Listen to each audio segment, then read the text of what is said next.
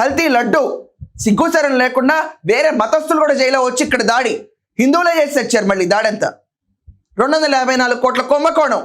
సిగ్గుసరం ఒక ఉండకర్లా ఆ ఐడియా ఇచ్చిన ఎదవెవడో, ఎవడి పేరు ఇంకా రాలేదు కదా. కానీ ప్రజల మధ్యలో మాత్రం ఏ పేర్లు లాంతున్నాయో అందరికీ తెలుసు. చంద్రబాబు నాయుడు గారిని, లోకేష్ గారిని అచ్చోసిన ఆంబోతులు ఏ చేలో పడితే ఆ చేలో మేస్తున్నారు ఇళ్ళు అని చెప్పి వాగుడు వాగాడు. అంబటి నేను నిజంగా ఇక్కడ ఈ మాటలకి నీ లెవెల్లోనే తిరిగి స్పందన ఇవ్వచ్చు. ఎందుకంటే ఆంధ్రప్రదేశ్ బాగు కోరుకునే వాళ్ళు ముందు వాళ్ళు ఓటు వేసి నాయకులు బాగు కూడా కోరుకోవాలి. కానీ నీకు ఆ స్పందన సరిపోదు.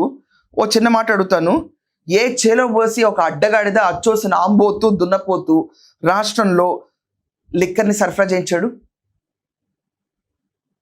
చెప్పు నాకు.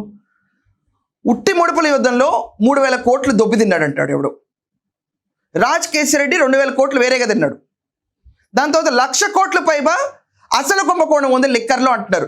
ఆంధ్రప్రదేశ్లో poor people, middle class, below middle class, above middle క్లాస్లో రాష్ట్రంలో ఎక్కడ ప్రీమియం బ్రాండ్స్ రానికుండా మద్యపాన నిషేధం చేస్తా అని చెప్పి ఓట్లు వేయించుకుని తర్వాత ఎవడా అంతిమ లబ్ధిదారుడు అచ్చోసిన ఆంబోతు ఆంధ్రప్రదేశ్లో ఇంత మేసింది.